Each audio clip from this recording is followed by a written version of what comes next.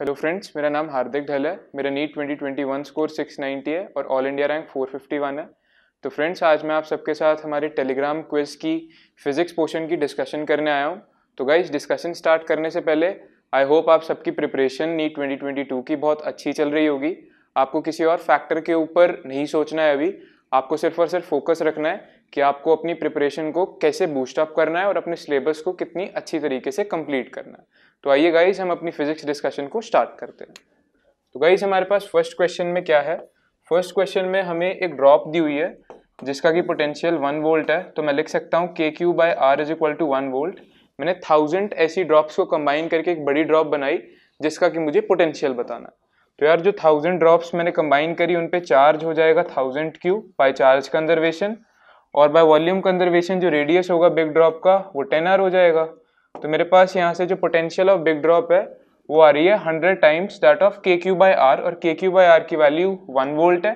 तो मेरे पास जो करेक्ट आंसर होगा वो हो जाएगा 100 वोल्ट। तो मेरा करेक्ट आंसर सी पार्ट, यही हमारा करेक्ट आंसर है। तो गाइस, आइए अब हम अपना नेक्स्ट क्वेश्चन देखते हैं। नेक्स्ट क्वेश्चन मुझे क्या कह रहा है? नेक्स्ट क्वेश्चन में मुझे दिया हुआ है, मेरे पास एक हॉलो स्फीयर है जिसका रेडियस 0.1 मीटर है और उसके ऊपर चार्ज 5 × 10⁻⁻8 कूलम है। The potential at a distance of 5 centimetre from the centre of sphere.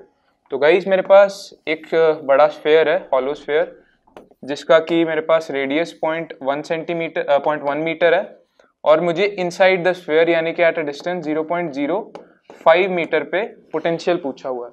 तो हमें पता है कि जो पोटेंशियल इनसाइड हॉलो स्फीयर होगा वो इक्वल होता है पोटेंशियल एट द सरफेस के ही फॉर हॉलो स्फीयर। तो मेरे पास पोटेंशियल सिंपली हो जाएगा KQ/R, where R is the radius of the hollow sphere. तो मेरे पास पोटेंशियल की वैल्यू आ जाएगी यार 9 × 10⁻9 into Q is given to me 5 × 10⁻8 divided by R करूंगा तो दैट इज 0.1 यानी कि ये 10। तो मैं इसको लिख सकता हूँ 45 × 10⁻2 यानी कि 4500 वोल्ट। तो हमारा करेक्ट आंसर हो जाएगा B part, that is 4500 volt. तो ये गाइस, नेक्स्ट क्वेश्चन देखते हैं। नेक्स्ट क्वेश्चन में मुझे क्या दिया हुआ है? मेरे पास दो स्फीयर्स हैं A एंड B, जिनका की रेडियस A स्मॉल है एंड स्मॉल B है और पोटेंशियल सेम है, और हमें सरफेस चार्ज डेंसिटी का रेशियो बताना है। तो गाइस, हम इस क्वेश्चन को देखते हैं। इस क्वेश्चन में मुझे क्या कहा गया है? अगर मैं स्फीयर A का पोटेंशियल लिखूं in terms of the surface charge density, तो वो होगा sigma of A into radius of A which is small है डिवाइडेड बाय एप्सिलॉन नॉट। वो हम लेट अस सपोज कर लेते हैं कि V है, और जो सेकंड स्फीयर है उसकी surface charge density sigma B radius small b divided by epsilon not, और जो मेरा पोटेंशियल है वो भी इक्वल है B। तो अगर मैं इन दोनों इक्वेशंस को डिवाइड करूंगा तो मेरे पास जो sigma A upon sigma B का रेशियो आएगा वो आ जाएगा small b upon small a। तो हमारा करेक्ट आंसर हो जाएगा small b upon small a। तो A पार्ट हमारा करेक्ट आंसर हो जाएगा। ये गाइस, नेक्स्ट क्वेश्चन देखते हैं।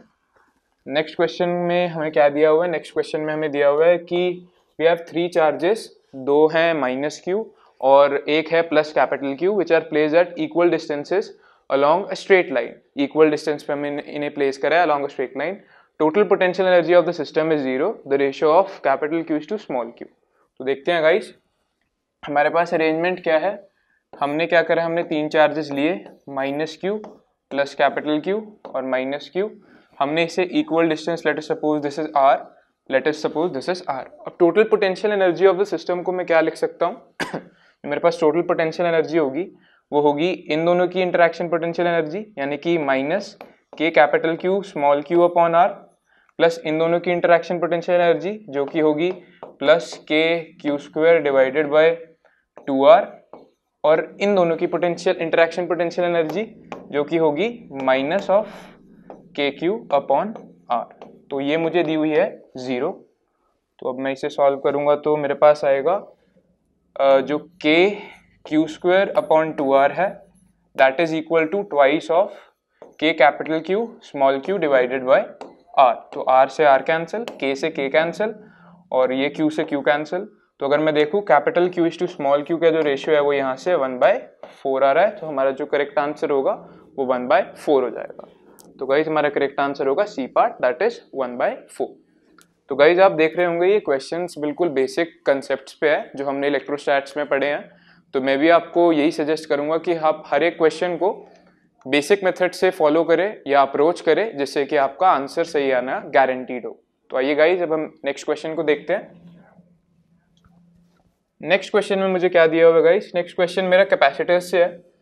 कैपेसिटर्स में मेरे पास है क्या है, हमारे पास एक 5 माइक्रोफैरेड का कैपेसिटर है जिसको कि मैंने फुली चार्ज करा बाय 12 वोल्ट बैटरी। उसके बाद मैंने उसे पैरेलल में एक अनचार्ज कैपेसिटर के साथ लगा दिया जिसकी कैपेसिटी मुझे फाइंड करनी है, और बाद में जो कॉमन पोटेंशियल है वो मुझे 3 वोल्ट दे दिया गया। तो हम क्या करते हैं, हमने पढ़ा हुआ है कि हम जब बाद में कैपेसिटर्स के ऐसे केसेस में जो फाइनल पोटेंशियल होता है उसकी वैल्यू लिखते हैं 3 volt is equals to C1V1 plus C2V2 divided by C1 plus C2। तो यहाँ पे फाइनल जो कॉमन पोटेंशियल है वो 3 है।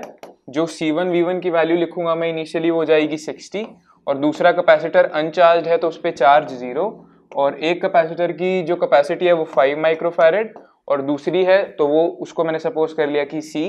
तो यहाँ से अगर मैं देखूँ 5 plus C is equals to 20, जो C की वैल्यू आएगी हमारे पास वो आ जाएगी 15 माइक्रोफैरेड। तो हमारा करेक्ट आंसर हो जाएगा गाइज इस क्वेश्चन का 15 माइक्रोफैरेड। तो आइए गाइज अब हम अपना नेक्स्ट क्वेश्चन देखते हैं। नेक्स्ट क्वेश्चन में मुझे क्या दिया हुआ है? नेक्स्ट क्वेश्चन में हमारे पास एक पैरेलल प्लेट कैपेसिटर है जिसमें कि एयर उसका मीडियम है और separation between the plates is 8 millimetre. हमने बाद में क्या करें, एक डाइलेक्ट्रिक कांस्टेंट डाल दिया of K is equal to 2 and thickness 4 millimetre having same area as introduced.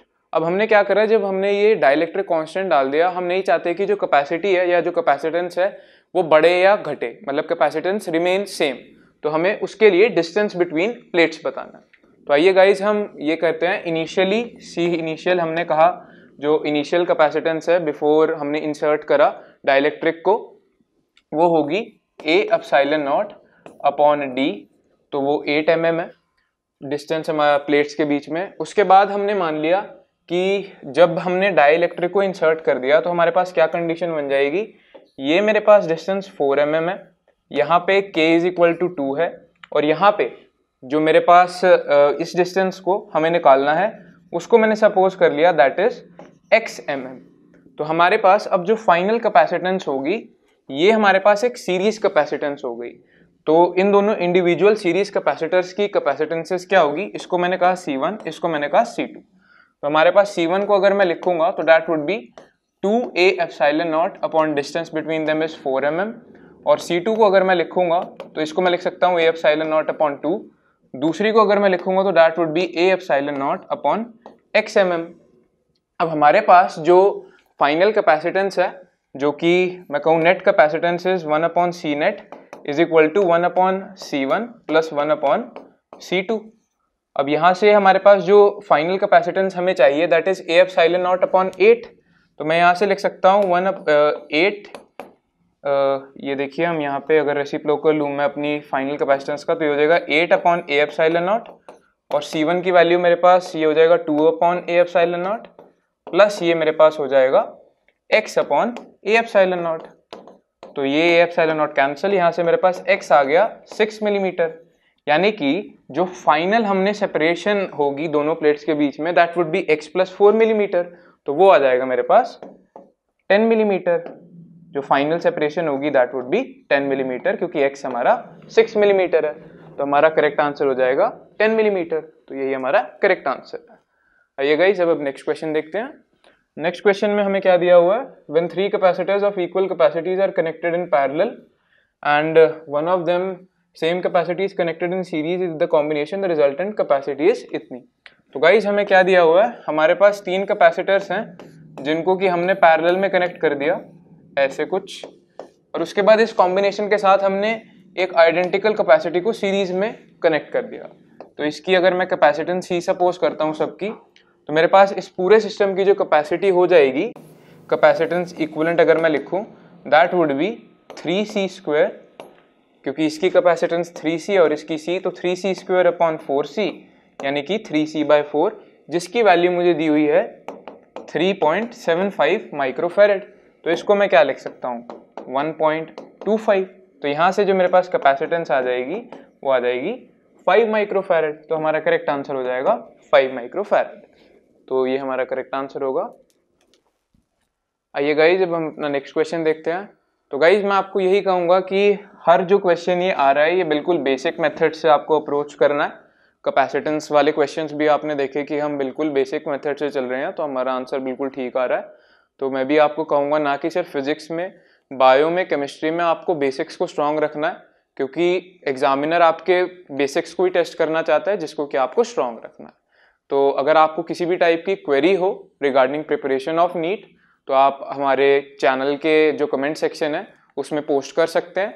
हम अपनी तरफ से बेस्ट ट्राई करेंगे कि आपकी हर क्वेरी को हम सॉल्व कर सकें। तो आइए गाइस जब हम अपना नेक्स्ट क्वेश्चन देखते हैं। नेक्स्ट क्वेश्चन में मुझे क्या दिया हुआ है, 3 parallel plate air capacitors are connected in parallel. तो हमारे पास 3 कैपेसिटर्स हैं जिनको कि हमने पैरेलल में कनेक्ट करा है, और हमारे पास हमें इसमें तीनों की हम कैपेसिटी निकालते हैं। पहले तो मैंने कहा जो C1 है मेरे पास, that would be area A/3 epsilon naught upon distance, distance is D। जो C2 होगी मेरे पास वो है A/3 epsilon naught upon 2D, और जो मेरे पास C3 है that is A/3 into epsilon naught upon 3D। अब हमने इन तीनों कैपेसिटर्स को क्या करा, पैरेलल में कनेक्ट कर दिया। तो हमारे पास जो इक्विवेलेंट कैपेसिटी हो जाएगी that would B C equivalent लिखूं मैं, that would B C1 plus C2 plus C3। तो मैं क्या लिख सकता हूँ, A एप्सिलॉन नॉट अपॉन, मैं कहता हूँ मैंने A epsilon naught upon 3D common ले लिया, that would B 1 plus 1/2 plus 1/3। अब मैं इसे सॉल्व करूंगा तो मेरा फाइनल आंसर आ जाएगा, यानी कि A epsilon naught upon 3D, ये LCM 6 प्लस 3 प्लस 2, यानी कि मेरा फाइनल आंसर हो जाएगा 11 A epsilon naught upon 18D। तो मेरी जो इक्विवेलेंट कैपेसिटी है वो इतनी है। तो मेरा करेक्ट आंसर हो जाएगा बी पार्ट, जो कि हमारा करेक्ट आंसर है। तो ये गाइस अब हमारा नेक्स्ट क्वेश्चन क्या है। नेक्स्ट क्वेश्चन मुझे कह रहा है कि I have 2 capacitors of 10 picofarad and 20 picofarad connected in 200 volt and 100 volt sources. If they are connected by the wire, what is the common potential. तो गाइस ये भी हमारा कॉमन पोटेंशियल का क्वेश्चन है। इसमें भी हम हमारा वही फॉर्मूला लगाएंगे कि जो कॉमन पोटेंशियल है that is C1V1 plus C2V2 divided by C1 plus C2। तो अगर मैं लिखूँ इसे तो that would B 2000 plus 2000 divided by 30। तो मेरे पास जो करेक्ट आंसर हो जाएगा वो हो जाएगा 400/3 वोल्ट्स, यानी कि 133.33 वोल्ट्स। तो हमारा करेक्ट आंसर हो जाएगा बी पार्ट।